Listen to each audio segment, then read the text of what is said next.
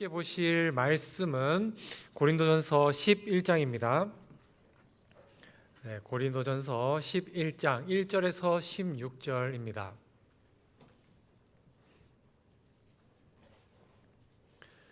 고린도전서 11장 1절에서 16절, 조금 길지만 주님의 말씀이다 마음속에 새기면서 차분하게 교독하도록 하겠습니다.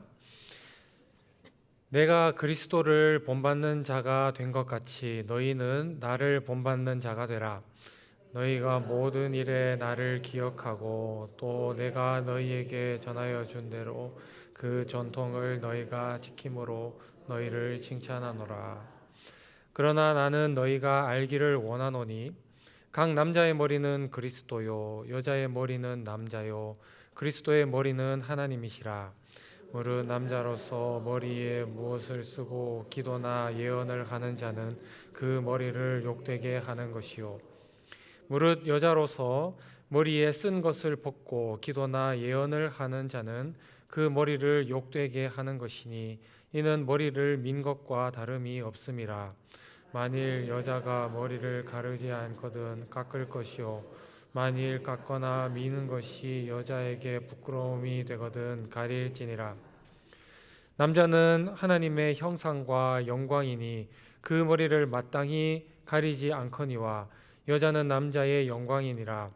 남자가 여자에게서 난 것이 아니요 여자가 남자에게서 났으며 또 남자가 여자를 위하여 지음을 받지 아니하고 여자가 남자를 위하여 지음을 받은 것이니 그러므로 여자는 천사들로 말미암아 권세 아래 있는 표를 그 머리 위에 둘지니라. 그러나 주 안에는 남자 없이 여자만 있지 않고 여자 없이 남자만 있지 아니하리라. 이는 여자가 남자에게서 난 것 같이 남자도 여자로 말미암아 났음이라. 그리고 모든 것은 하나님에게서 났느니라. 너희는 스스로 판단하라. 여자가 머리를 가르지 않고 하나님께 기도하는 것이 마땅하냐? 만일 남자에게 긴 머리가 있으면 자기에게 부끄러움이 되는 것을 본성이 너희에게 가르치지 아니하느냐? 만일 여자가 긴 머리가 있으면 자기에게 영광이 되나니 긴 머리는 가리는 것을 대신하여 주기 때문이니라. 논쟁하려는 생각을 가진 자가 있을지라도 우리에게나 하나님의 모든 교회에는 이런 관례가 없느니라. 아멘. 오늘 또 주님을 사랑하기에 기도의 자리로 모이신 우리 용사님들 서로 이렇게 인사하십시다. 하나님이 이루십니다. 하나님이 이루십니다. 네.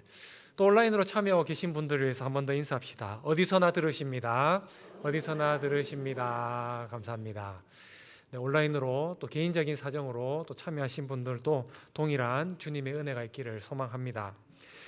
우리는 지난 시간에 예수를 주로 고백하는 구원 공동체 교회의 정체성에 대해서 다루고 있었습니다. 복음으로 내면이 다듬어지기 전에는 그 중심에 누가 있었습니까? 내가 있었죠. 나 자기 중심성 똘똘 뭉쳐져 있다가 그러다가 예수를 주로 고백하고 또 그분 앞에 내가 아무것도 아님을 깨닫게 되면 어떤 변화가 일어납니까? 나를 내려놓는 작업을 이제 하게 되는 것이죠. 생각하고 말하고 행동할 때에 그전에는 나 중심적으로 생각하고 말을 했었다면 앞으로는 어떤 일을 합니까? 주님과 교회와 공동체의 유익을 먼저 생각하게 된다는 것입니다. 자기의 신앙적 자유와 권리를 마음껏 누리려고 하기보다 연약한 자를 위하여 내 것을 내려놓는 것, 이것이 모든 것을 하나님의 영광을 위하여 하라라고 하는 가르침을 받들어 사는 성숙한 신앙인의 모습이라고 할 수가 있습니다. 그래서 지난 시간에 본문의 연장선상이라고 할 수 있는 오늘 본문 1장 1절에서 사도가 무엇을 얘기합니까? 내가 그리스도를 본받는 자가 된 것 같이 너희는 나를 본받는 자가 되라. 우리의 유익을 위하여서 주님이 하신 일이 무엇입니까? 주님은 하나님의 본체시나 그 본체의 동등함을 여기지 않으시고 철저하게 비워내시고 종의 형체를 가지셨다고 했죠. 왜 그렇습니까? 우리의 유익을 위하여. 또한 하나님의 영광을 위하여서 주님이 그렇게 하셨다는 것입니다. 사도는 그러한 주님을 본받기 위해서 자신의 모든 것을 쏟아 부었다는 것, 우리가 잘 알고 있지 않습니까? 주님을 본받으려고 하는 그 사도의 모습을 본받으라는 것입니다. 그러니까 사도의 제자가 되라는 뜻이 아니고 예수의 제자가 되라고 지금 이야기를 하고 있는 것이죠. 저는 우리 모두가 이러한 진리, 즉 모든 것을 하나님의 영광을 위하여 이것을 최우선순위로 두고 우리가 살아간다면 우리 삶의 현장에서 겪는 세부적인 여러 가지 문제들에 대해서도 지혜롭게 분별하고 판단할 수 있게 될 것이라고 저는 믿습니다. 그래서 이러한 생각과 이러한 배경을 가지고 오늘 본문을 살펴봤더니 오늘 본문 어떤 내용입니까? 교회로 모이는 여성 혹은 남성의 두발과 복장의 문제에 대해서 다루고 있습니다. 사실 오늘 이 본문은 고린도 전서에서 해석이 참 어려운 본문 중에 하나라고 할 수 있습니다. 왜냐하면 지금으로부터 꽤 오래전에 있었던 존재했던 헬라 사회와 또 고린도 도시의 문화에 대한 이해가 현대를 살아가는 저와 우리 용사님들에게는 없기 때문에 그것이 없이 이 본문 말씀을 읽으면 고개가 이렇게 갸우뚱하게 되는 것이죠. 이게 도대체 뭔 말일까? 그러므로 우리가 오늘 본문을 읽으실 때에 본문의 글자를 그대로 이해하거나 따라해서는 안 되겠다는 겁니다. 어떻게 해야 됩니까? 문자 너머에 존재하는 하나님의 마음, 그죠? 숨겨진 그 진리를 우리가 깨닫고 그 진리를 현대적으로 어떻게 해석하고 적용할 것인지 그러한 작업이 우리 안에 있어야 하겠죠. 구체적으로 어떤 문제가 있었는지 한번 살펴보겠습니다. 3절 보니까 이렇게 됐어요. 그러나 나는 너희가 알기를 원하노라. 각 남자의 머리는 그리스도요 여자의 머리는 남자요 그리스도의 머리는 하나님이시라. 지금 사도는 알기를 원한다 이렇게 이야기하고 있죠. 아주 강조하고 있는 것이죠. 너희 꼭 알아야 돼. 마음에 꼭 새겨야 돼. 지금 그 이야기를 하고 있는데 그러면서 하는 말이 뭐냐면 여자의 머리는 남자고 남자의 머리는 그리스도고 그리스도의 머리는 하나님이시다. 이 말을 하고 있는 거예요. 마음에 꼭 새겨야 돼. 그러면서 누가 누구의 머리고 지금 이거 얘기를 하고 있다는 것입니다. 뭔가 서열을 이렇게 쫙 정리해주고 있는 그런 느낌이지 않습니까? 여기 지금 기도에 참여하신 우리 용사님들 압도적인 숫자가 우리 여성분들이신데 어떻게 여자의 머리가 남자라고 하는 이 사도의 귀한 절대 진리에 대해서 동의하십니까? 꽤 오랫동안 한국교회가 이 말씀을 문자적으로 해석하고 이해를 했습니다. 어떻게? 우열과 서열의 의미로. 또 하필이면은 옛날부터 이런 속담이 있었죠. 암탉이 울면 집안이 말한다. 유교적 사상, 남성 우월주의 사상이 담겨 있는 이런 속담도 있다 보니 이 사상이 딱 맞아떨어지면서 거봐, 동서고금을 막론하고 여자는 교회에서 남자에게 복종해야 돼.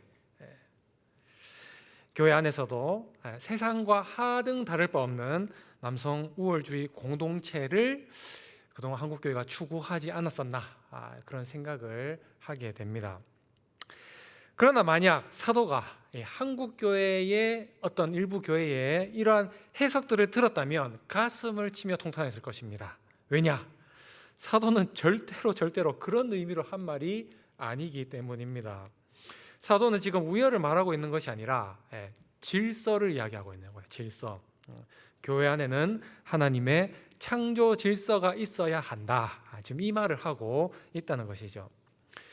10장까지 우리가 지난주에 살펴보았던 10장까지 사도 바울이 했던 이야기가 무엇입니까? 교회 공동체는 모든 것을 하나님의 영광을 위하여 행하는 공동체임을 강조했습니다. 그러다가 11장으로 딱 넘어와서 갑자기 하나님의 창조 질서를 지금 이야기하고 있는 거예요. 분명히 성도는 신앙과 양심의 자유를 누린 사람이지만 그러나 무엇이 없이 하나님의 창조 질서라는 그릇을 벗어난 순간 그때부터는 그것이 하나님의 영광을 위한 일이 아니게 된다는 것을 지금 사도는 이야기하고 있는 것입니다. 그래서 4절과 5절에 지금 이렇게 이야기하고 있는 것이죠. 무릇 남자로서 머리에 무엇을 쓰고 기도나 예언을 하는 자는 그 머리를 욕되게 하는 것이요 무릇 여자는 머리에 쓴 것을 벗고 기도나 예언을 하는 자는 그 머리를 욕되게 하는 것이니 이는 머리를 민 것과 다름이 없음이라. 이렇게 여자가 머리에 수건을 쓰는 것에 대해서도 사실은 신학자들 사이에서 긴장감을 불러일으키는 여러 가지 해석이 있습니다. 해석이 있는데 대체적으로, 완전히 아니지만 대체적으로 동의하는 부분을 설명하자면 이렇습니다. 당시에 고린도는 어떤 도시였죠? 굉장히 부유한 도시이기도 했지만 동시에 도덕적으로 타락한, 성적으로도 상당히 타락한 도시이기도 했습니다. 그래서 적지 않은 여자들이 또 매춘업을 하고 있거나 혹은 질이 좀 이렇게 나쁜 그러한 일에 종사하는 여자들이 많았다는 것이죠. 반면에 그 사회 속에서 현숙하고 또 가정을 또 잘 꾸리고 바른 지조를 지키며 살아가는 여자들도 있었다는 것입니다. 이 여자들은 다른 여자들과 다르게 머리에 수건을 씀으로써 타락한 도시에 내가 비록 살고 있지만 나는 현숙한 여인입니다. 가정을 지키는 사람입니다. 사회적 명예와 존엄을 지키는 사람입니다. 라는 의사표시를 머리에 수건을 쓰는 행위로 나타냈다는 것입니다. 그래서 고린도 사회에서 수건을 쓰는 여자가 지나간다. 그러면 그 여자는 어떤 여자라는 거예요? 현숙하고 지조 있고 바른 삶을 추구하는 여자다라는 것을 이렇게 의사표시를 많은 사람들에게 하는 수단으로 썼다는 것입니다. 그래서 수건 하나가 그 여자의 도덕적, 사회적 신분을 드러내게 만들었다는 것이죠. 반대로 남자가 수건을 쓰면 어떻게 됩니까? 수건을 일단 기본적으로 여자가 쓴다는 사회적 인식이 있었다는 거잖아요. 근데 남자가 수건을 쓴다, 여장 남자가 되는 거죠. 가끔씩 이렇게 연극 무대에서 역할극 때문에 이제 익살스럽게 여장 남자를 한 것 말고 어떤 성적 지향성이라든지 또 여성성을 추구하거나 혹은 다른 어떤 일반적이지 않은 사유로 인해서 남자가 머리에 수건을 쓰는 경우가 있었다는 것입니다. 그래서 고린도에서 남자가 수건을 썼다. 그럼 지나가는 사람들이 그 남자의 목적과 의도를 눈치챌 수 있었다는 것입니다. 자, 그런데 중요한 건 무엇입니까? 사회에서, 교회 밖에서 여자가 수건을 벗을 수도 있겠죠. 그리고 남자가 수건을 쓸 수도 있겠죠. 실제로 고린도 사회 안에서도 여성들 가운데 자신의 자유의 정치적 메시지를 전하기 위해 수건을 벗고 다녔던 사람이 있을 수도 있었겠죠. 그런데 지금 사도는 어느 현장을 지금 이야기하고 있습니까?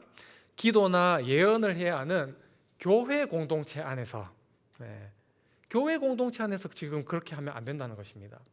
하나님을 예배하는 곳, 하나님의 영광을 최우선 순위에 두어야 할 시공간 안에서 여자가 수건을 벗으면서 예를 들어서 나는 창녀입니다.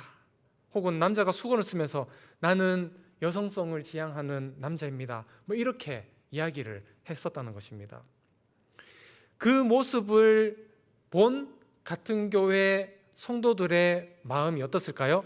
좀 어려웠겠죠. 그죠? 굉장히 좀 마음이 어려웠을 것 같아요. 근데 그건 차치하더라도 예수를 믿지 않던 교회 밖의 사람들이 그 광경을 보면 어떻습니까? 야, 저 사람들은 예수 안에서 자유한다더니만 진짜 자유방탕하네. 그렇게 생각하지 않았겠습니까? 그래서 무질서하게 예배드리거나 창조 질서를 거스르면서 교회를 세우지 말라고 바울은 지금 이야기하고 있는 것입니다.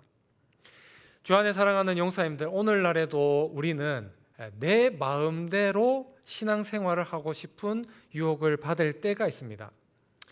우리는 하나님을 사랑하는 사람입니다. 그런데 그 사랑은 어떻게 해야 되죠? 내 방식대로 사랑해서는 안 되고 하나님의 방식대로 사랑해야 그것이 유효한 사랑이 될 수가 있겠죠. 우리 교회가 주일에 드리는 예배도 마찬가지입니다. 주일 예배 생각해보면 어떻습니까? 우리 교회 예배 상당히 질서가 있잖아요. 그 질서 때문에 예배가 예배다워지고 또 하나님의 영광과 경건의 능력을 예배에 참여한 예배자들은 누리게 된다는 것입니다. 이번 주 주일부터 질서 있는 예배를 통하여서 그런 은혜를 누리실 수 있기를 소망합니다. 우리 중보기도도 질서가 있죠.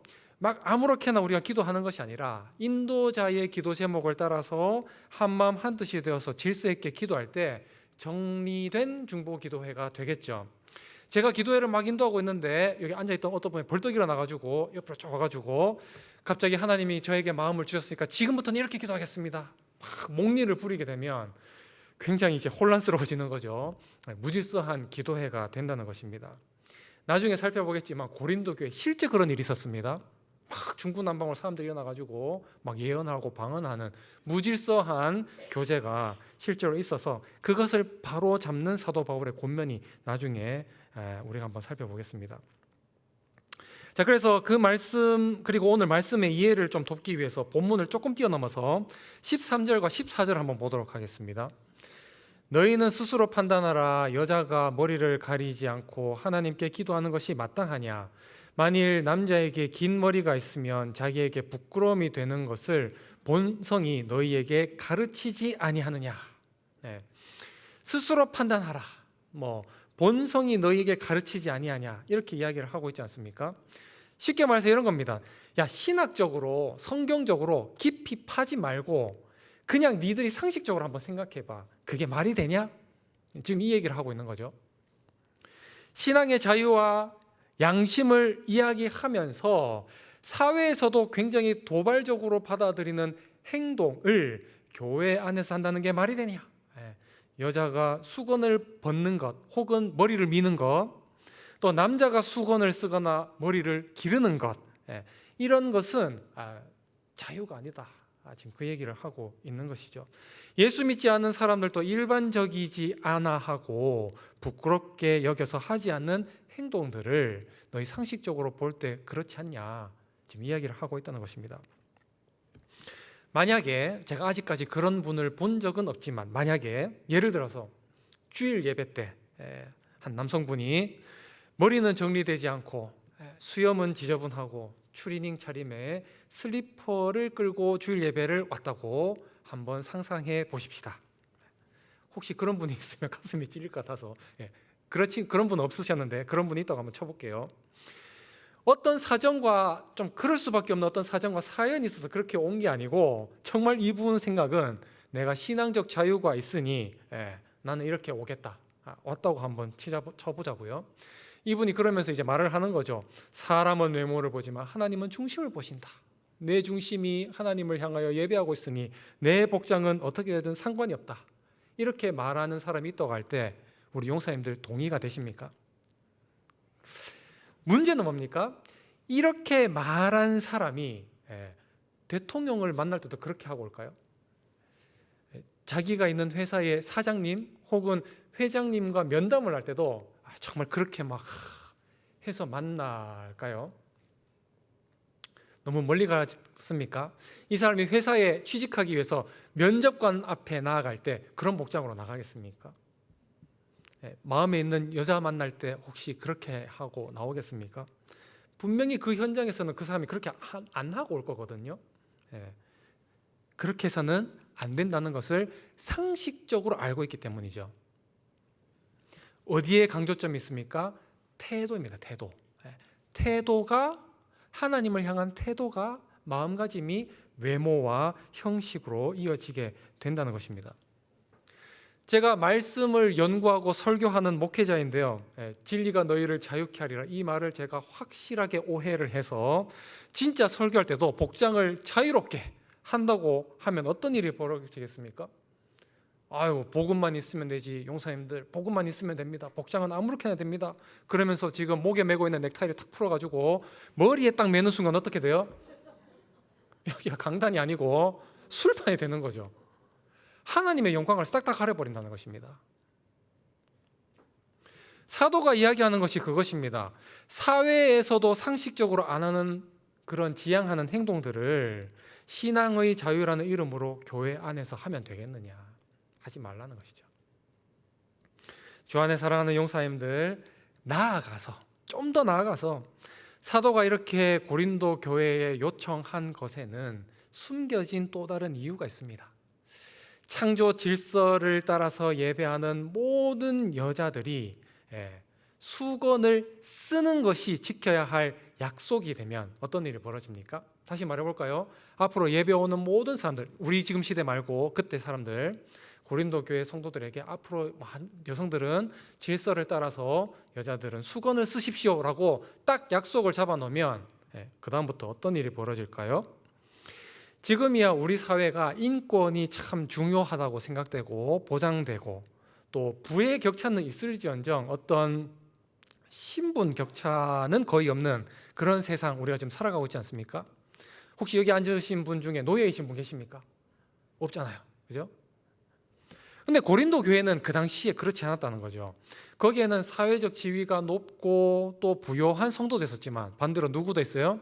가난하고 노예의 신분인 성도도 있었다는 것이죠. 노예는 수건을 쓸까요? 안 쓸까요? 노예는 수건을 안 썼어요. 또 문제가 있는 여성들, 어떤 사유와 사연이 있는 사람들, 그런 사람들도 수건을 쓰지 않았다고 합니다. 그리고 어쩔 수 없이 궁핍해서 방법이 도무지 없어서 매춘을 하지 않으면 생업을 이어갈 수 없는 여자도 분명히 있었을 거죠. 그러니까 예배를 하려고 딱 앉아 있는데 수건을 안 쓴 여자가 딱 있다. 그럼 어떤 느낌이 들겠어요? 저 사람이랑 말 섞으면 안 되겠다. 그죠?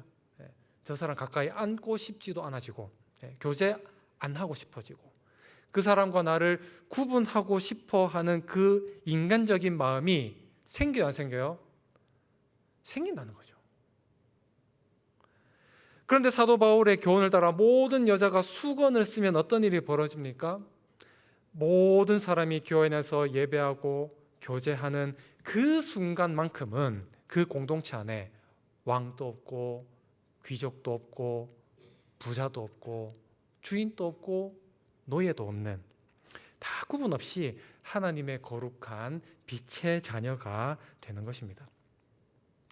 그래서 수건을 쓰는 것은 끊임없이 남과 나를 구분 짓는 세상의 가치를 따르기보다 나는 어떤 사람이다? 그리스도의 십자가 사랑과 배려를 실천하는 사람이다 라는 것을 고백하는 하나의 의지가 되는 것이죠. 우리 100주년 기념교회와 우리 화요 중보기도회가 기도의 순간만큼은 남과 나의 우열을 가리기보다 동일하게 주님이 귀하게 여기시는 기도의 용사라는 사실을 기억하면서 한마음 한뜻으로 기도에 힘쓸 수 있는 주님의 사람이 되실 수 있기를 주님의 이름으로 축원합니다. 말씀을 마무리하면서요, 사도는 예배가 예배답도록 또 교회가 교회다워질 수 있도록 모든 것을 창조 질서에 따라 생각하고 행동하라고 권면을 하고 있습니다. 그런데 이렇게 질서만 강조해버리면 또 우리 시대 때 했던 그 오해를 그 사람들도 할까봐 가장 중요한 하나님 나라의 가치를 이야기하고 있죠. 11절과 12절입니다. 그러나 주 안에는 남자 없이 여자만 있지 않고 여자 없이 남자만 있지 아니하리라. 이는 여자가 남자에게서 난 것 같이 남자도 여자로 말미암아 났음이라. 그리고 모든 것은 하나님에게서 났느니라. 이게 무슨 말입니까? 하나님의 질서는 지배하고 복종하는 그런 관계를 말하는 것이 아니라 그렇게 해석하기보다 어떻게 해석하는 거예요? 상호 의존과 존중하는 관계라는 것을 말하고 있는 것이죠. 창조에는 순서가 분명히 있죠. 그러나 가치의 차이는 있습니까? 없습니까? 없다는 거예요. 남자인 김호연 목사도 여자인 기도의 용사님도 하나님 앞에 동등한 가치를 가진 사람이라는 것입니다. 또 남자는 여자를 필요로 하고 또 여자도 남자를 필요로 합니다.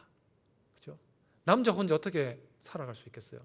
여자가 낳아주지 않으면 남자는 이 땅에 태어날 수가 없는 것 아닙니까? 그리고 남자와 여자 모두는 어디로부터 났습니까?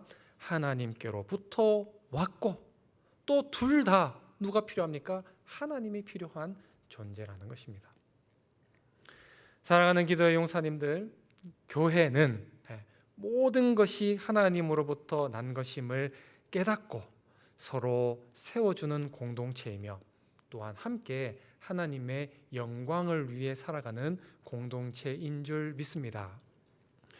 우리 교회의 또 삶의 현장 속에 존재하는 수건의 문제, 또 머리의 문제는 어떤 것들이 있습니까? 그것이 무엇이 되었든지 간에 하나님께서 세우신 질서와 공동체의 유익을 위해 지혜롭게 현명하게 판단하고 기도할 수 있는 저와 우리 모든 기도의 용사들 될 수 있기를 주님의 이름으로 축원합니다. 특별히 중보기도에는 어떤 고백이 있는 자리입니까? 주님, 모든 것이 주님께로부터 왔습니다. 그렇죠? 그러므로 교회도 가정도 우리 다음 세대도 나라와 민족도 누구 손에 맡겨드립니다? 주님의 손에 맡겨드립니다. 우리가 이렇게 기도할 때 하나님께서는 우리 공동체를 더욱 아름답게 세워 가실 줄 믿습니다. 더 많은 사람들이 하나님의 영광을 보고 그분의 영광 앞으로 나아가는 놀라운 역사를 볼 수 있도록 오늘 마음을 모아주시는 우리 화요 중보기도의 모든 기도의 용사님들 되실 수 있기를 주님의 이름으로 축원합니다. 이 시간 함께 우리 찬양하며 나가겠습니다. 찬송가 220장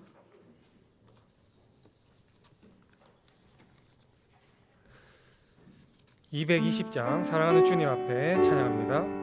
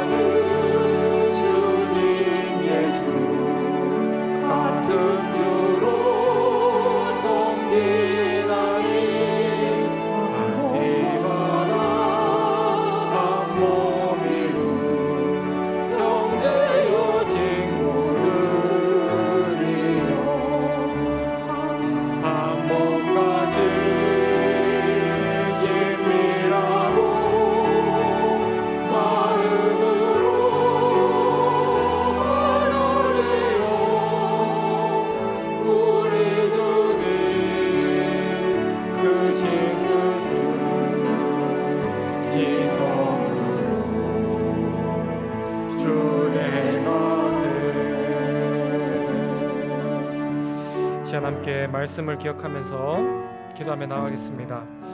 나의 자유를 주장하기보다 주님의 공동체를 먼저 생각하며 하나님이 기뻐하시는 질서와 사랑을 따라서 행하게 하여 주시옵소서. 우리 교회 참 세대와 직분, 은사의 차이가 분명히 있을 수는 있겠지만 그러나 그것을 넘어서 동일한 주님의 자녀인 줄 알고 서로를 귀히 여기며 하나 되게 하여 주시옵소서. 하나님의 질서와 공의가 회복되어서 가정과 삶과 직장과 모든 현장에서 복음이 원활하게 전파될 수 있도록 주님 우리를 사용하여 주시옵소서.